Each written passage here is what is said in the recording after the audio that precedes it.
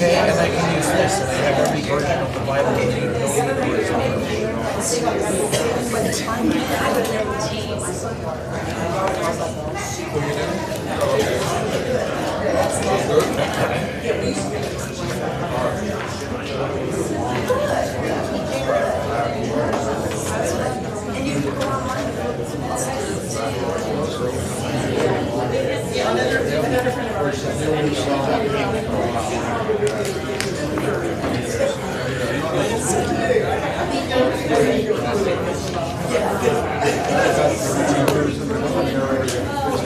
That's the way you Are you going to be there for the second service? Yes. Okay. I'd like to get up here.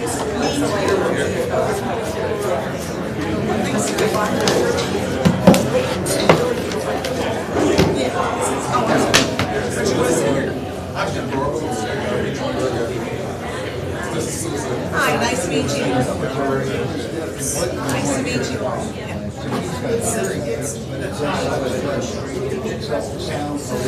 Thank you. I just want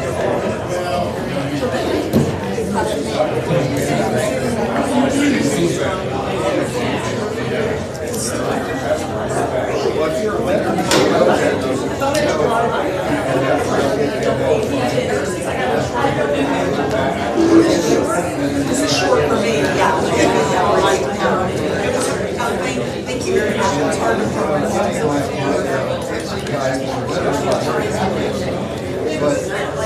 well, this is just another way.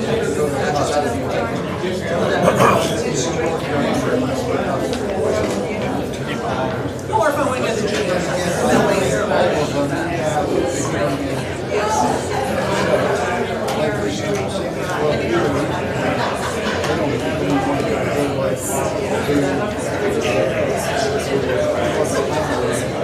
We learn. I know we do.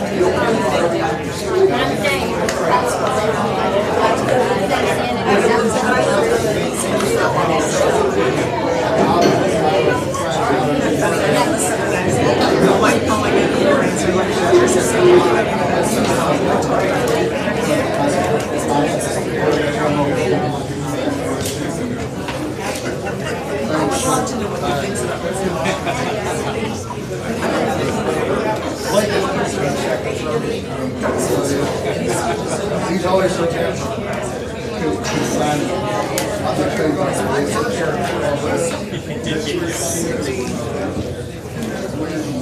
Thank you.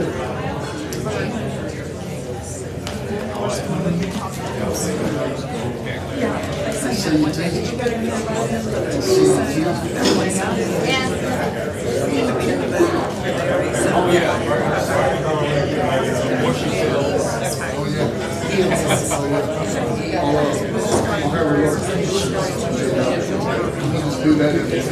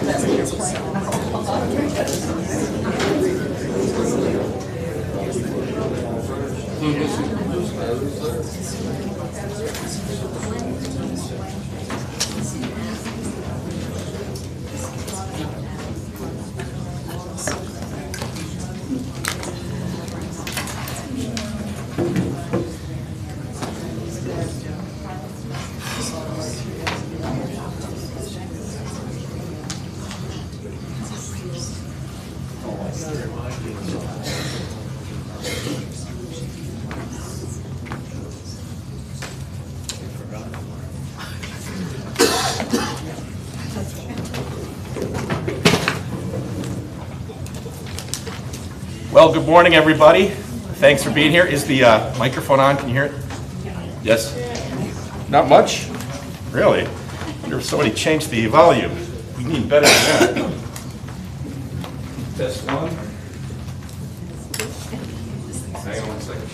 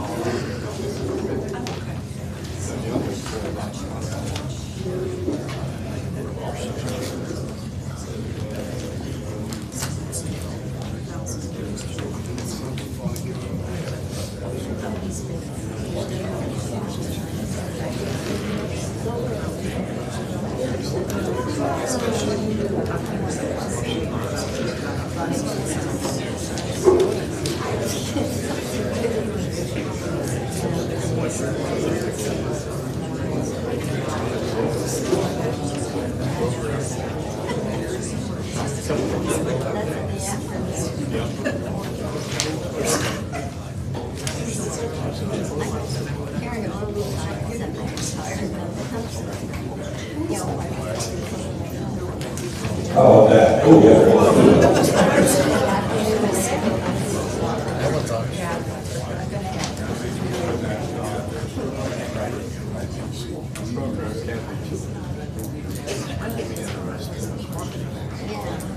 And you know what? It wasn't. I figured, you know, it's not the first.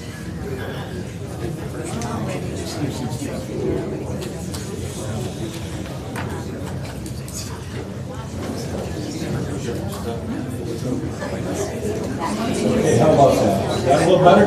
Yeah. You know, Victor's not here to set all this up for me today, so.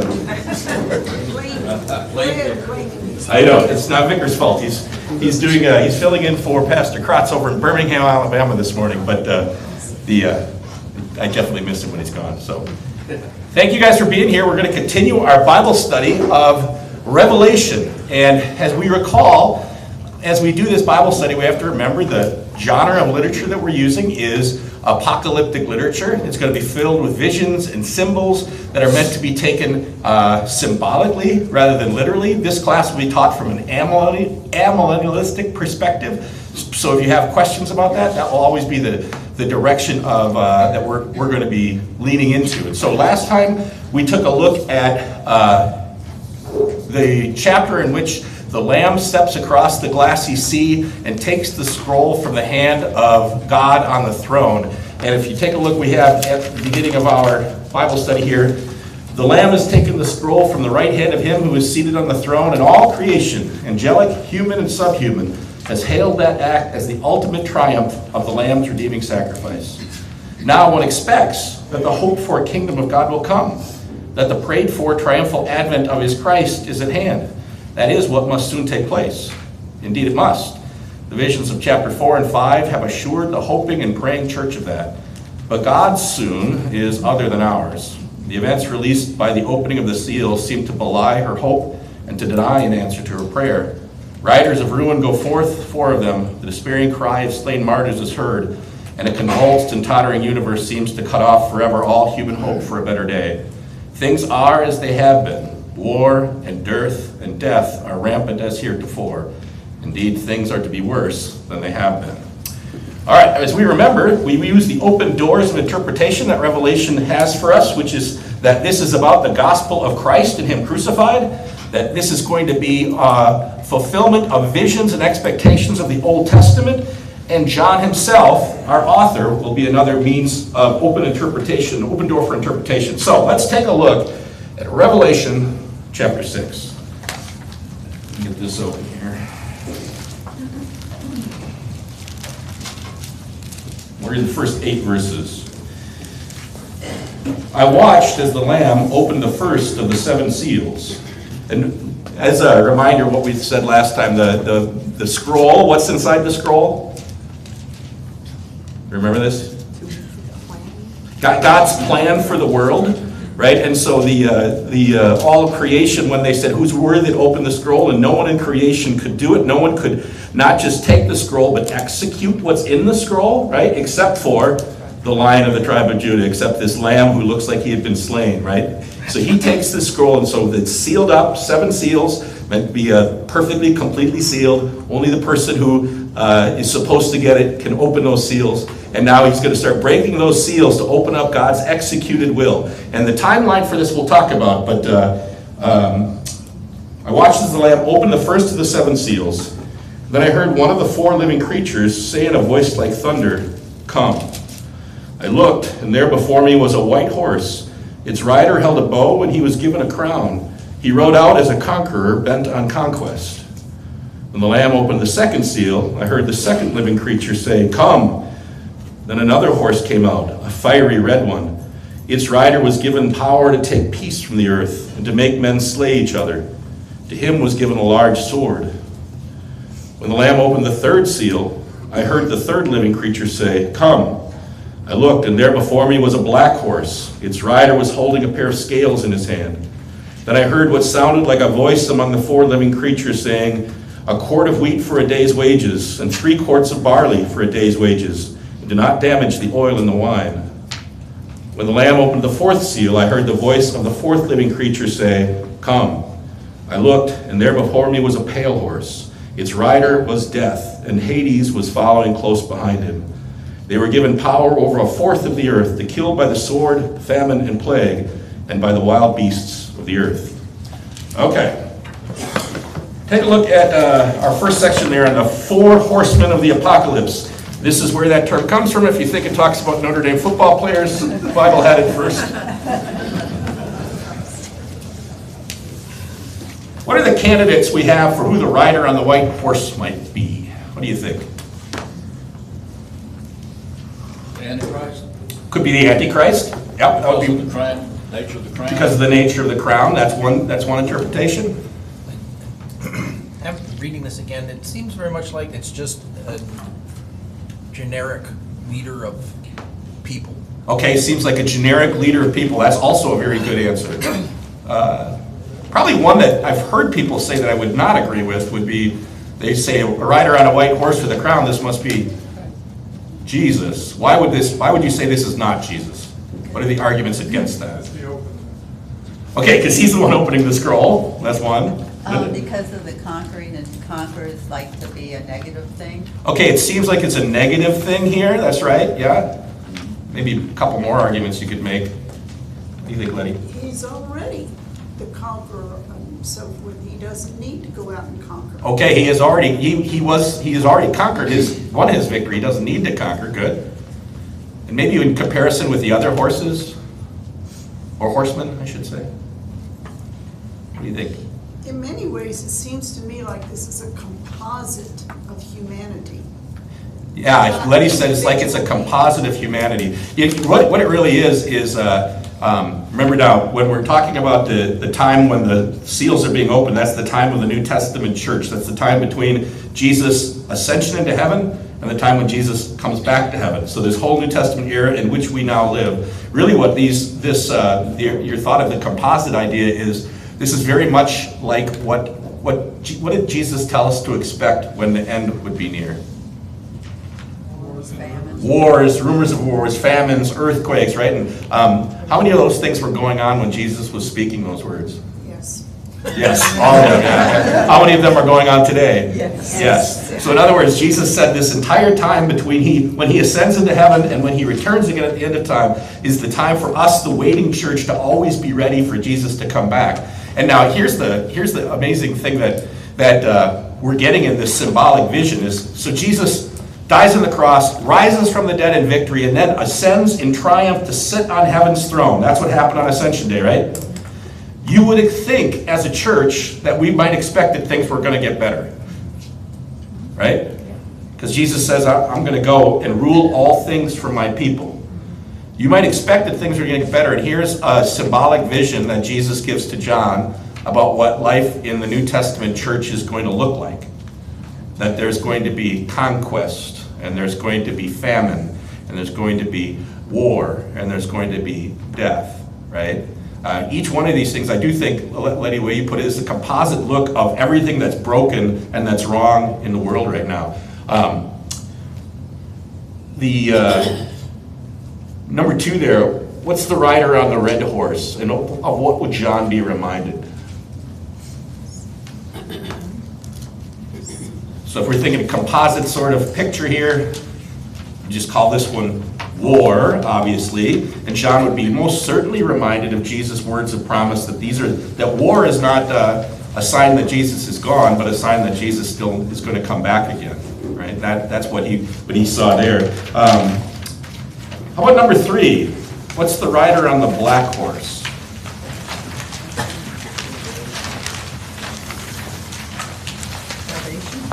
Yeah, maybe famine. Famine might be a good contender. So, and notice how each of these horses are consecutive to each other. How do each of them follow? You starve after a war, during a war. Yeah, and wars come because of the inherent desire for conquest, right? So conquest leads to war. War almost always in those days led to famine, right? And we're going to find out that famine and war and conquest always lead to death. The rider on the pale horse, yeah. Why the scales? Evaluate the situation for survivability, is what is described there. A day's wage for is it a quart of day's wage for a quart of wheat and 3 quarts of barley for a day's wage. It's available at the right price. Okay, it's obviously, it seems like they've got price controls in place. This happens very regularly when times of famine come. It's available, but what do we find out? It's very little. It's very little, yeah. I mean, so a day's wage means you can feed yourself. If you wanted to feed your family, you'd have to go with the cheaper barley, and maybe you could feed your family with 3 quarts of barley, maybe.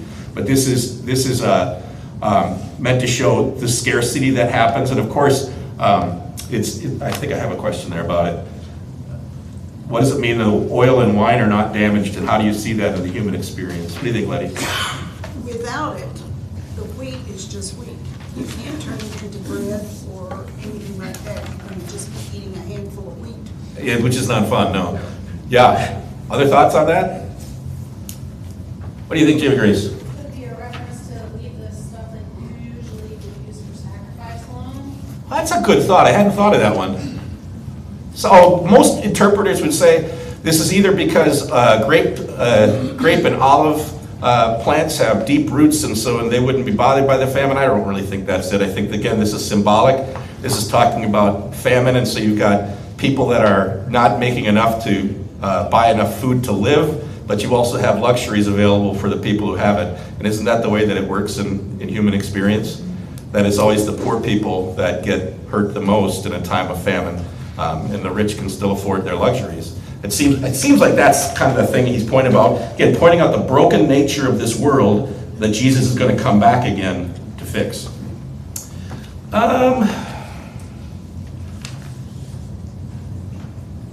Number 5, we kind of already talked about the counterintuitive nature of Jesus saying, this is what the world's going to look like, even though I'm sitting on heaven's throne.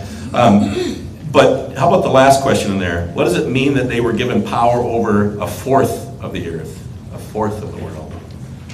So this is symbolic. This doesn't mean they got 25% of the land mass. That it would only get a portion of what they could do. Okay, yeah, it's only a portion of what they could do. What this means is that the effect of lawlessness and violence in this world is curbed, and God says this in other places in the Bible that if not for the elect, this world would go to hell in a handbasket. But instead, God curbs the evil and allows the church to live sometimes in quietness and peace, and sometimes live in peace of heart, even while they're in the midst of great tribulation, like the church was in the book of Revelation. These churches that were reading this for the first time, they were seeing what it looked like when evil was seemed to be uncurbed. But God's reminding them again, no, this is not everything run amok. I'm still sovereign. I'm still in control. They're not in control of this world. No. Let's take a look at the next section, Revelation 6:9-11. When he opened the 5th seal, I saw under the altar the souls of who had been slain because of the word of God and the testimony they maintained.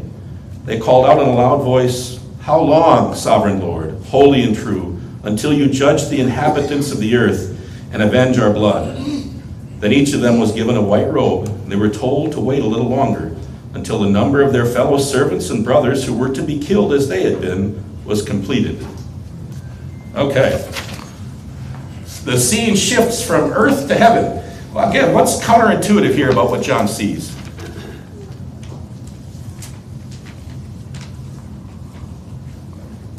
Or does that look completely normal to you?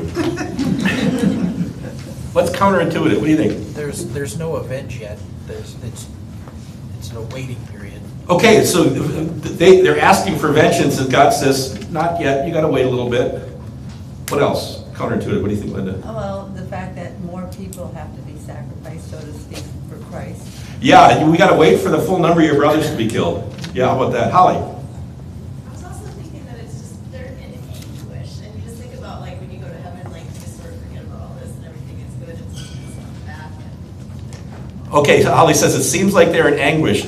We have to, again, when we're talking about apocalyptic literature, we want to be careful to take the message that it's intending to give us rather than using it as like a real estate description pamphlet about what heaven's going to be like, right? And so, because it seems like they're in anguish, and that seems to contradict contradict what Jesus tells us in other parts of Scripture about what our life is going to be like in heaven.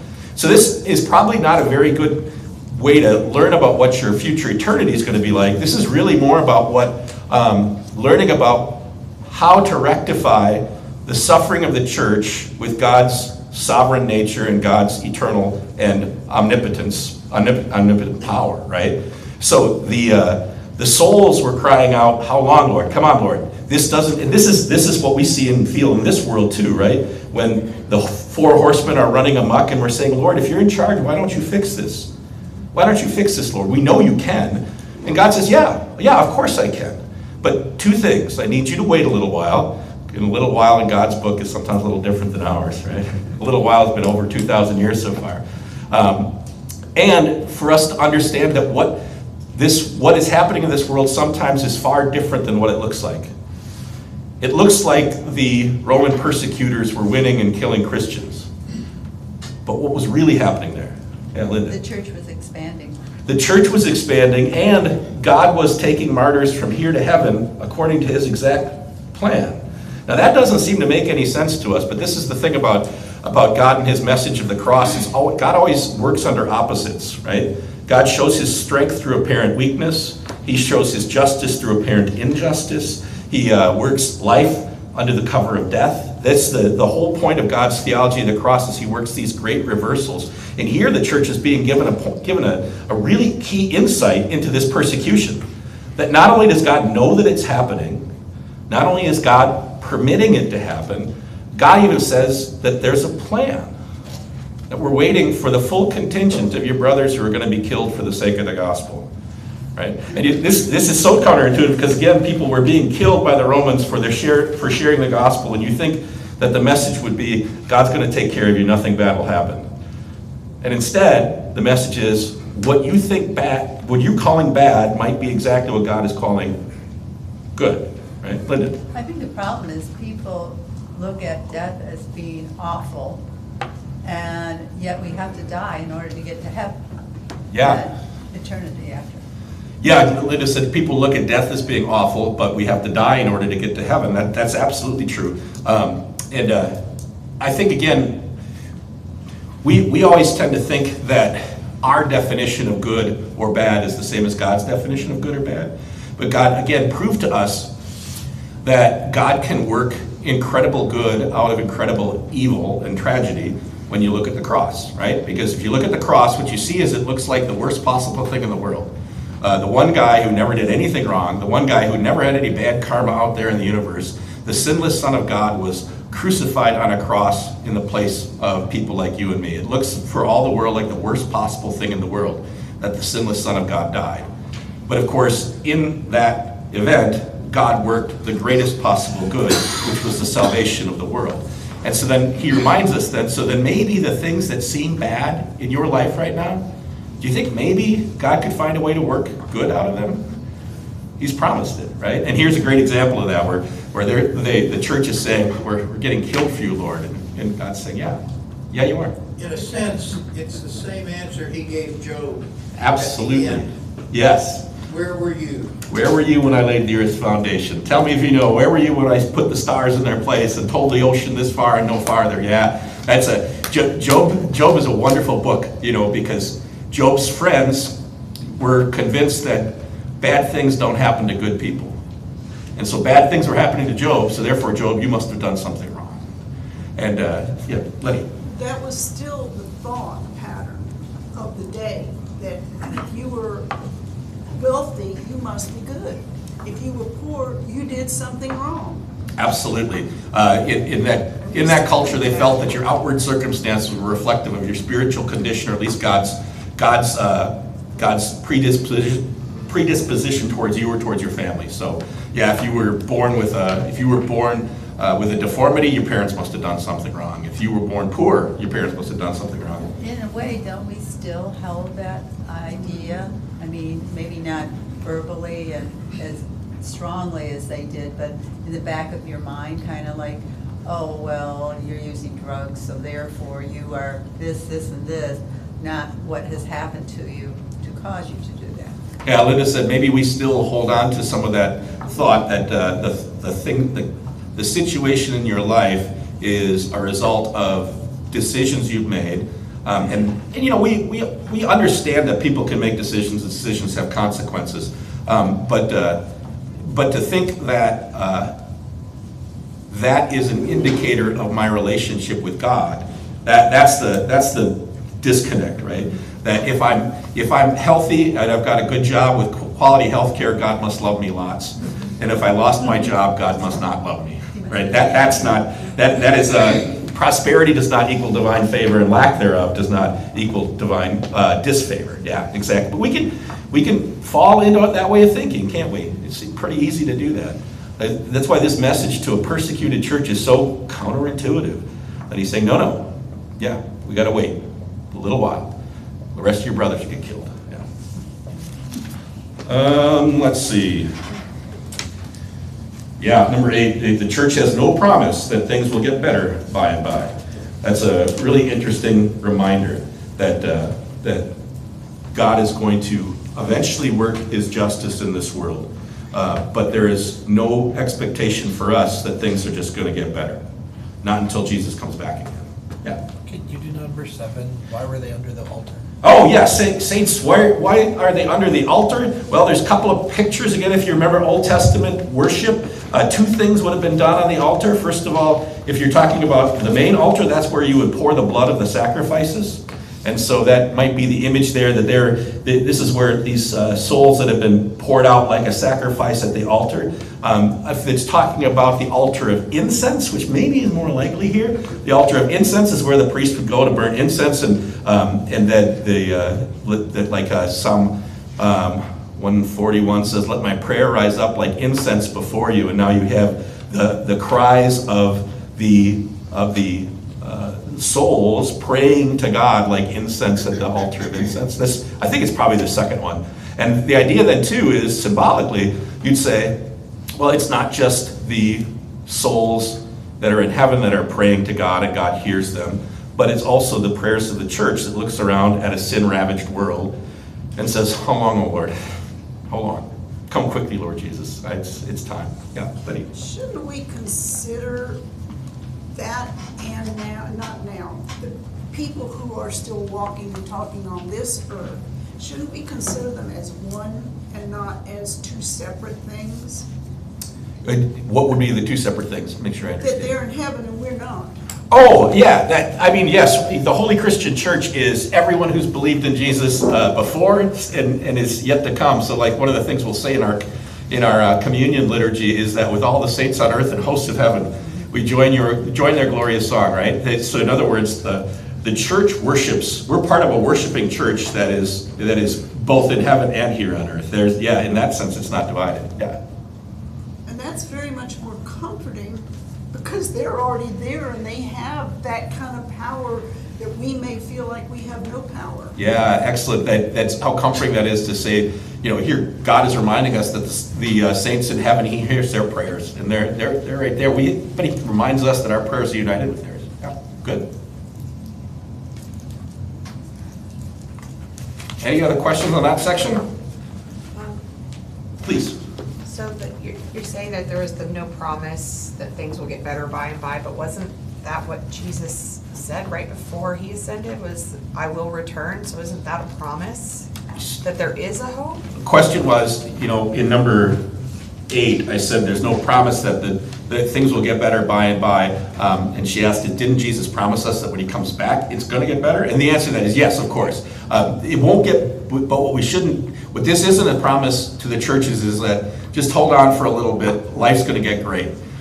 It's not going to get better until Jesus comes back again, because this world won't get better by itself. It will need to be set right again. And the only person that can set this world right again is the one who has the power to take the scroll from the hand of God on the throne.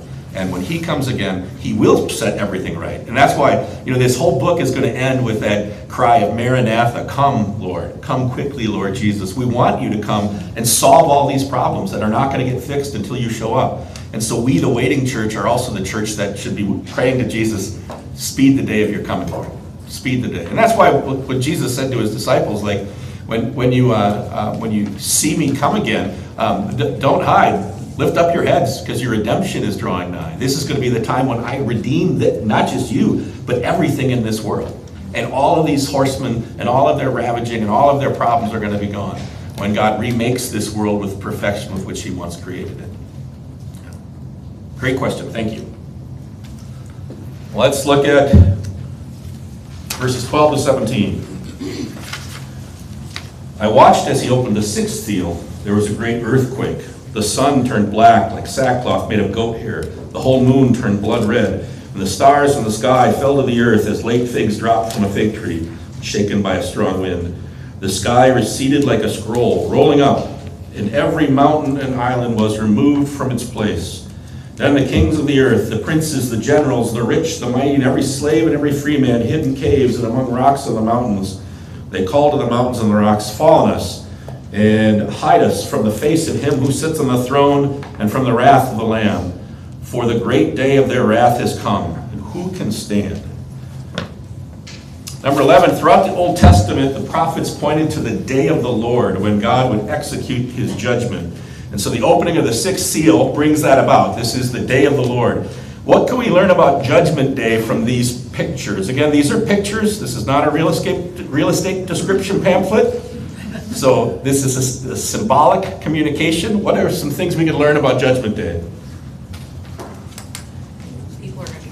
Jim? Well, it doesn't seem like it's gonna be mistaken with any other day. Okay. You're gonna know it when it happens. Yep, that's a good point, yep. What else can we learn? Linda? That those who don't believe in Christ will hide and try to get away from the judgment. Yeah, so it's interesting that earlier when the souls beneath the altar were asking God to judge the inhabitants of the earth, really the Greek word there would suggest those who have made the earth their home. In other words, those who want nothing to do with the Lamb who was slain and the home that he's promised them. They made this earth their home, and the one thing that we will find out is anyone that has made this earth their home, Judgment Day will not be a day that they want to lift up their heads like Jesus told his church to do. This is a day they wish they could hide from, right? Good? Anything else? Kind of goes back to Christ's crucifixion too, right? So when he died, didn't the sky turn dark and there was rumbling, earthquake? Yeah. So there's a symbolic Yeah. picture there as well. Greg sees remembrances of what happened on Good Friday when Jesus died and the sun was darkened and the earth was shook and the rocks broke open and the dead were raised. And this is again, that was the precursor for the day of the Lord. And now here is a picture again of the day of the Lord. How about number 12 there, the wrath of the Lamb? What's striking about that expression? What do you think, Linda? Well, when you think of a lamb, you think of something gentle and small and kind. When you think of a lamb, you think of something gentle and kind and almost helpless, okay? What else is striking about the wrath of the Lamb?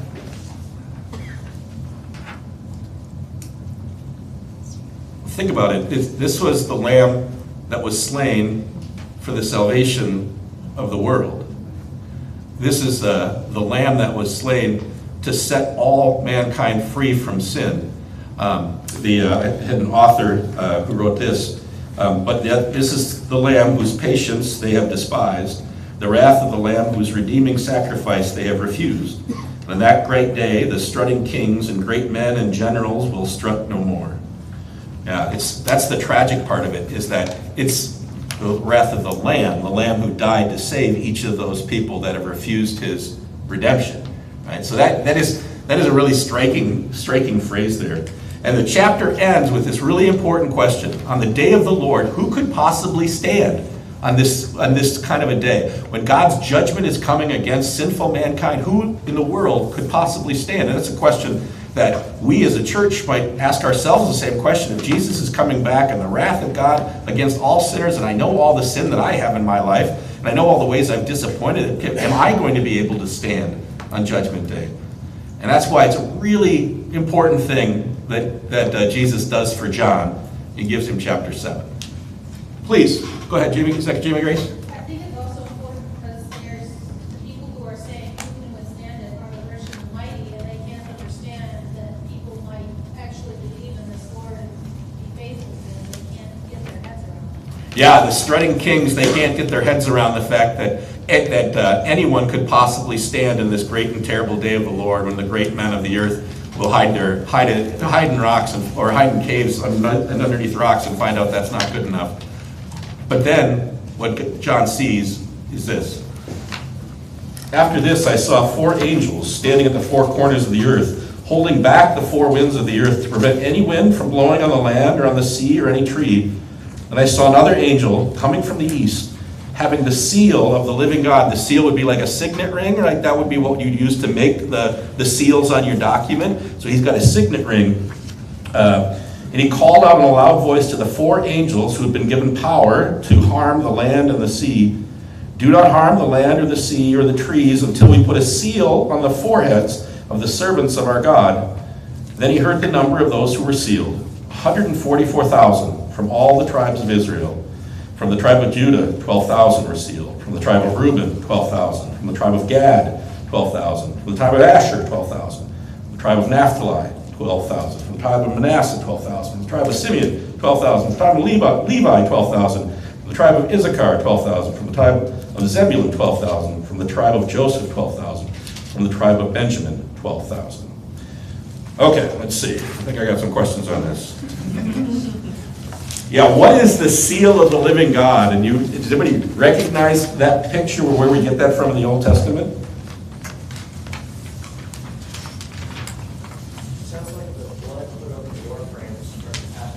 Okay, it's like that. It sounds like the blood put on the doorframes. Here's a signifier that this person has been cleansed by God and therefore judgment will pass over them. Yeah, I think that's a picture like that is good. What do you think, Ann? Those would be the people whose name was in the book of life. Okay, these would be the people whose names are in the book of life. Yeah, the seal of God means these people, the Holy Spirit has brought them to faith in Jesus, right? So these are God's forgiven children. It's interesting that the picture of getting a seal on your forehead is from the book of Ezekiel. Actually, in the book of Ezekiel, they put the mark that they were to put. Where is my? There we go. The mark that they were to put on believers' heads in the Old Testament would have been a tav, but it's kind of interesting that when you what it would have looked like in archaic Hebrew would either be like this or like this. Kind of interesting that was going to be the mark on everybody's head, and from the book of Ezekiel. And here what God is saying is that these are my forgiven believers, right? And now he looks and he sees 144,000 of them. Again, we talked about this before. This does not mean literally 144,000 people are sealed by God. This is symbolic, right? In the book of Revelation in general, the number 12 is always referencing. Perfect. No. Complete. The church. Sorry. Yeah, the church, because why would 12 reference the church? 12 tribes of Israel, 12 disciples, the 12 apostles, right? So 12 is always talking about the church, which is interesting because 3 is the number of God, 4 is the number of mankind. When God deals with man, it's always perfect. 7 is the number of perfection. 10 is the number of completeness. So, for example, when God wanted to give us commandments to judge our life, how many did he give? 10 commandments. All right. So that number 144,000 is really 12 times 12 times 10 times 10 times 10. Right? If I did my math right. Yeah. So what is this saying symbolically? The church, the whole church, right? That's what it means. So when God says there's 144,000 who were sealed, what does that mean? The church, the whole church. So everyone who believes in Jesus Christ is what that message of 144,000 is. You know this is symbolic for a couple of reasons. Number one, the genre of literature we're in. This is apocalyptic literature. This is how they use numbers, right? Number two, you can tell because, well, what about that list of the tribes would make you lean towards saying this is not literal, this is symbolic? What do you think, Lucas? Most of the tribes have been lost by that point. Yeah, first of all, you would not have, the 10 northern tribes as of 722 BC were just up and gone. Yeah, you wouldn't be able to number those 12 tribes. What else about this list? Maybe we skip over these lists in the Old Testament because they're kind of boring to read, but if you read them, there's some big differences. Way in the back. They're not literally the son of Jacob. Excellent. Manasseh is not a son of Jacob. Yeah, for example, Manasseh's not a son of Jacob. Something else that's wrong with this list? Ephraim is missing. Ephraim is missing, because usually you have Ephraim and Manasseh listed, but now instead we have Joseph listed there and Manasseh listed. And then even from the very first one, you can tell this is not a literal list. Who's listed first? Judah. Judah. Which born son was Judah?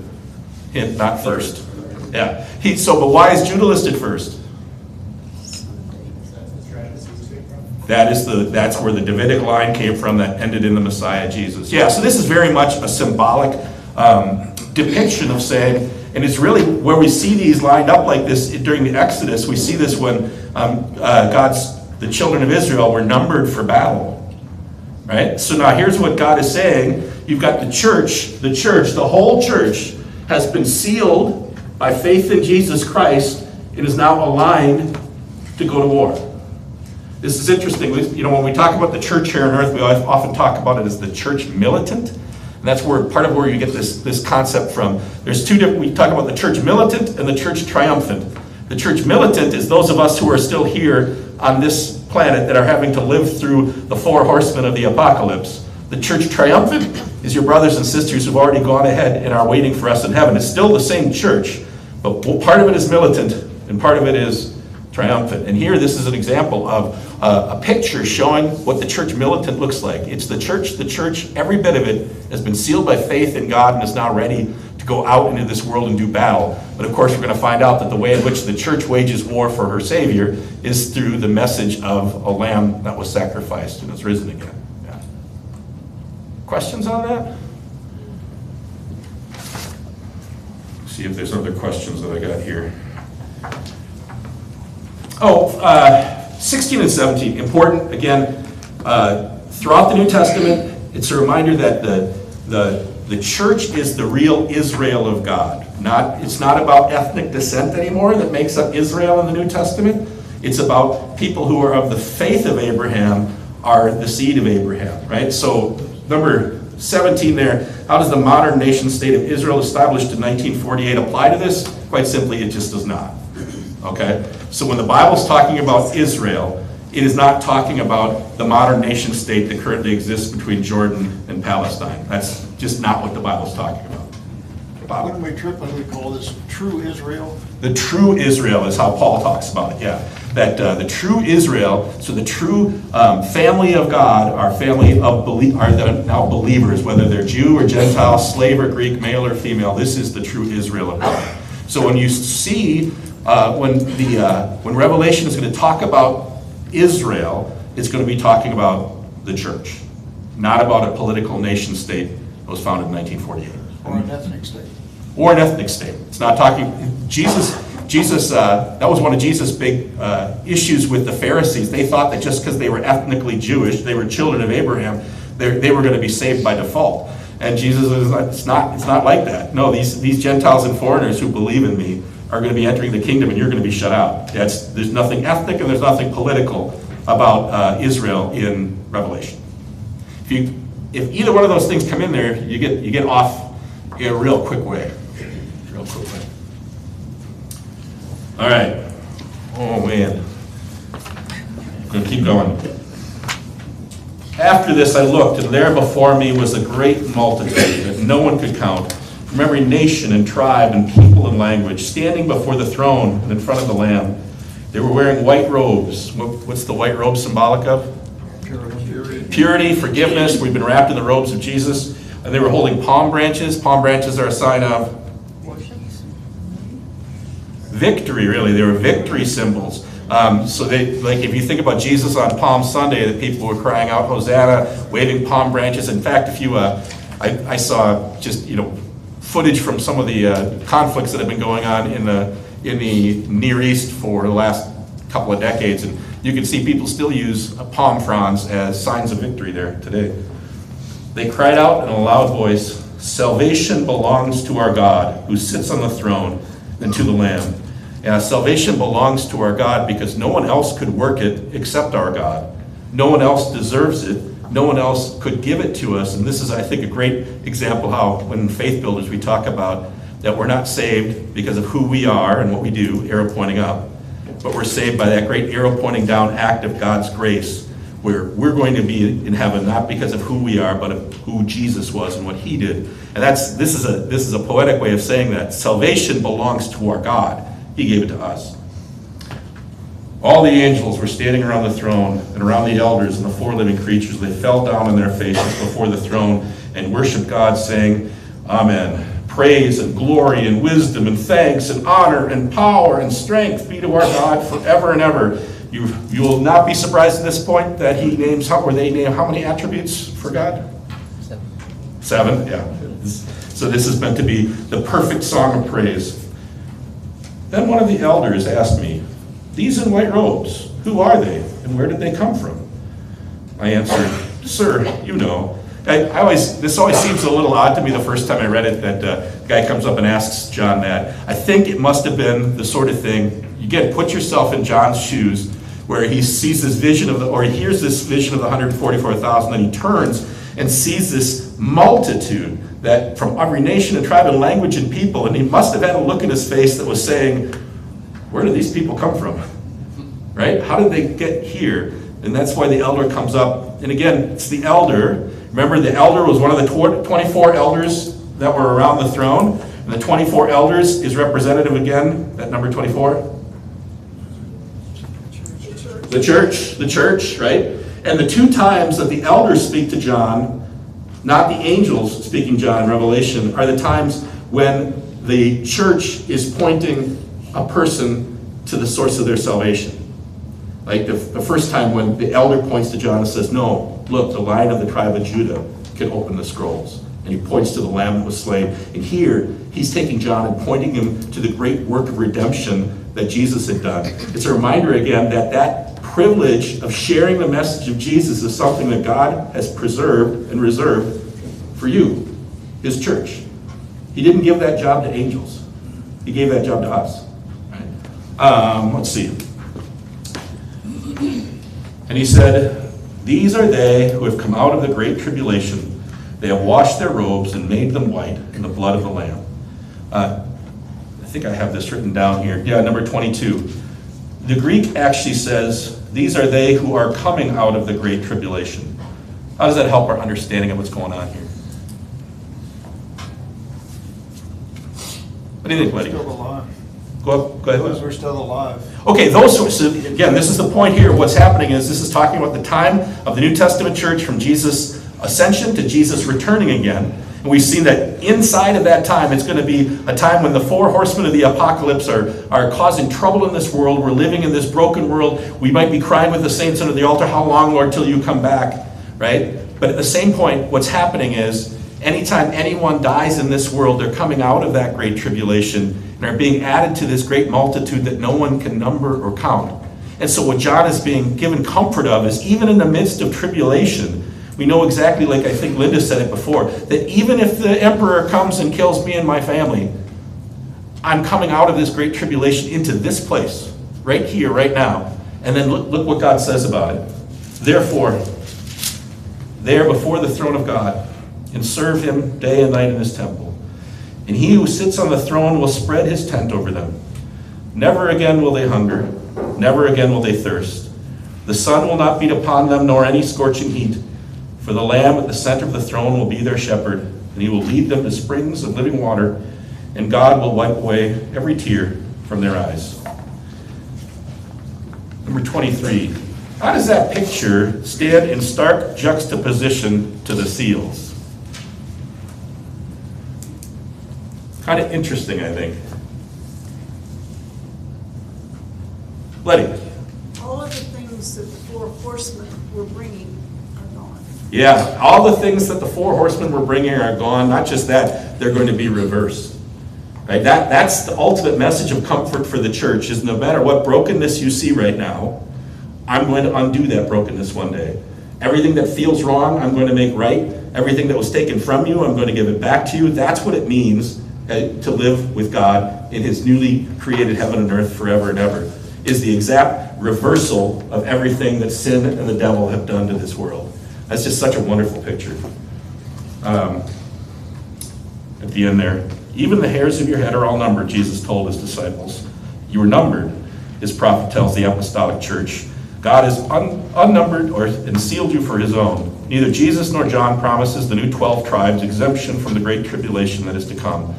But as Jesus promised that the powers of death shall not prevail against his church, so John holds before his church's eyes the twin vision of her numbered security and of all the beautiful great white hosts and grounds the church's hope firmly in the cross of Christ.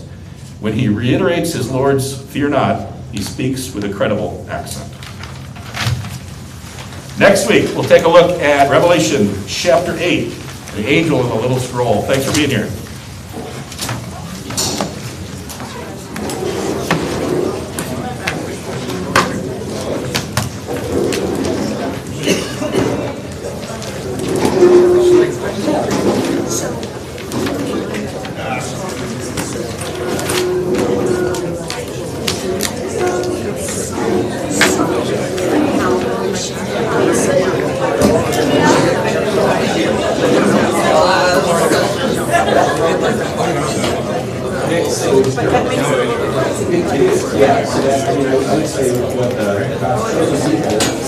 was exactly, got some of them, you just feel very how the deadlines are the same. Once the need for physical speed trail was not necessary, but I would say it's religion and politics. Everyone wants to support the buildings, they say, That's fine, but not, I got you. But it's open it, but yeah, that's how this meeting. And also, sure, you don't have to be a part of that, yeah. Very good, yeah, explain it, like that, you really correctly. You even taught me some things I hadn't looked at it this way before. Thank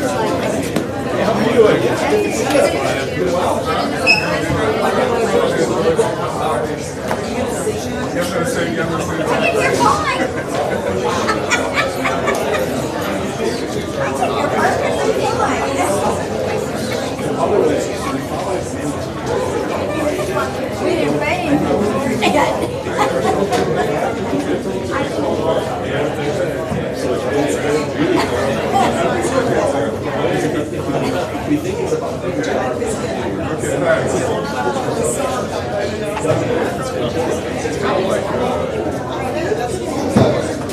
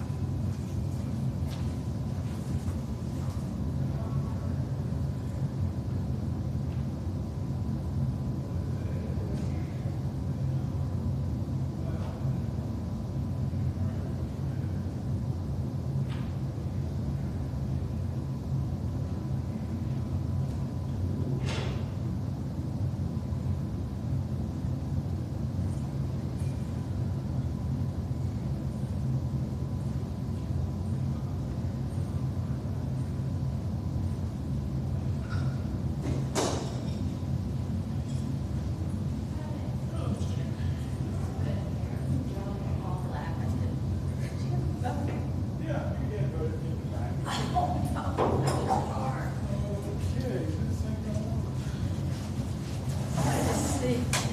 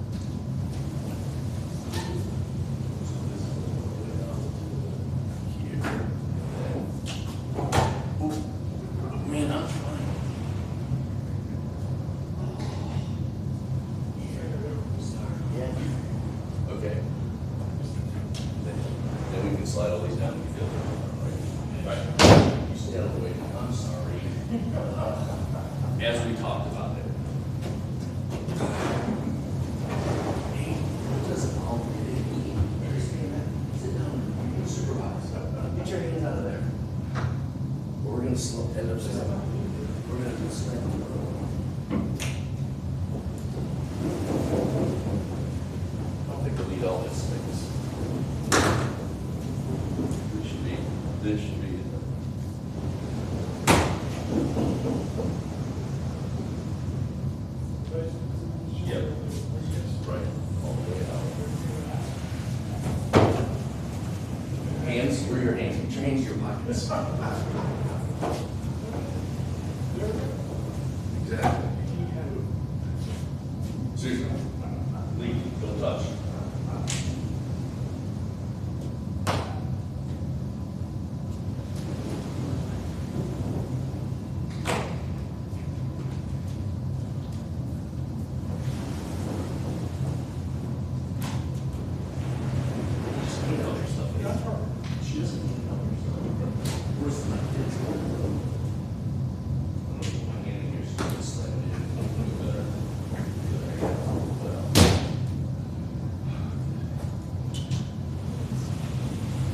No way, we did not do it at all.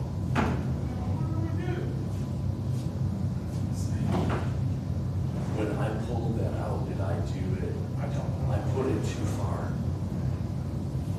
Because that's got to go.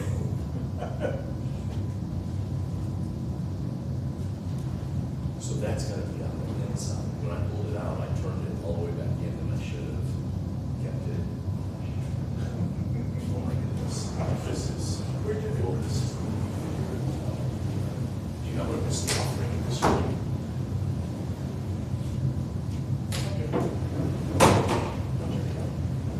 No, he's messed up.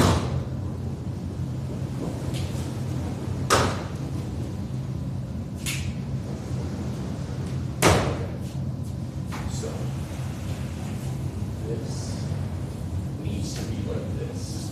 This thing needs to be on the wall.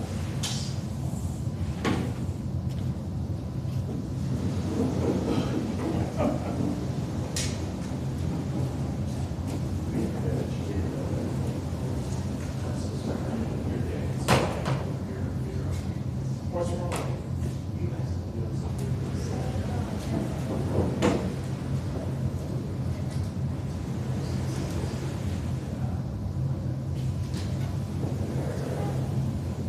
Yeah, no.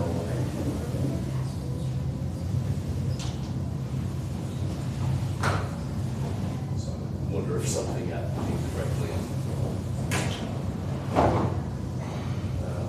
I'm sorry, David. I'm trying. I'm sorry, Gary.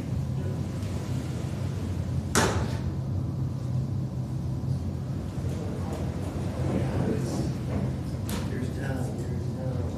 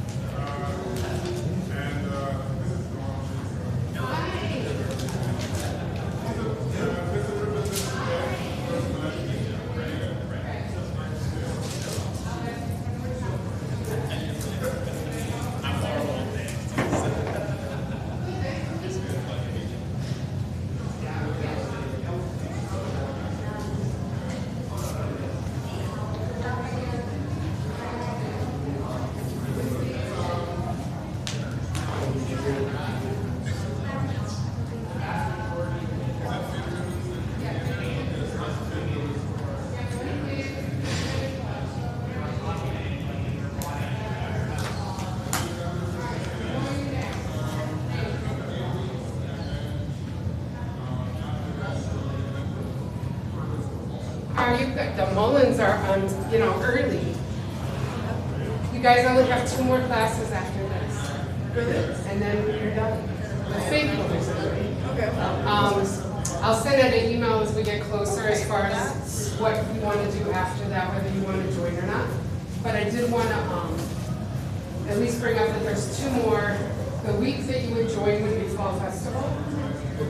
But then the week after that, there's a new members luncheon that they like to invite the new members to. So just kind of having it on your radar if you're around on the 9th.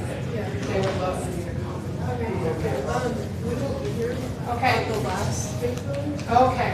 We got our early Christmas present. Oh, to a okay. Falcons game. Oh, cool. He's a Dolphins fan. Okay. Yeah. But that's all right. I'm not a Falcons fan. I mean, I kind of am with my family, but not really. I'm not big into the NFL. Yeah, neither is my dad. Yeah. After everything, he's Yeah. like, I've done that. Yeah, exactly. I'll stay with college and be good with it. So, anyway, but then you'll do a major and bigger probably. And that's okay, because, well, that was a good thing I'm talking to you now. Shouldn't be good. So yeah, I'll send you an email. I'll send you a list of the section in the membership questions that's for. They're all next. Yes, and I asked that all kind of looks like a thing. It's the only thing it makes me think of. Yeah. Is, he says something and you say, so Would our son need to come to the he can come to whatever you want. He can come up front with you when you guys join. He can stay in the nursery. That doesn't matter either way. And I'll send an email out after the last class, and knowing that you're going to make it up, you guys can just reply and let me know what days you can make it. And if you're not here on the 2nd to be able to be received, we can do it any other day, or we can do it. Oh, okay. Oh, cool. It's a great day to do it. Yeah. It's just, that means we can't do the new member lunch until the next week, which is fine, because then you get 3 weeks. But you won't have to bring it, somebody else will bring it on the night. Very awesome. So thanks, and if you have any questions, obviously, you can reply back to my email or send an email to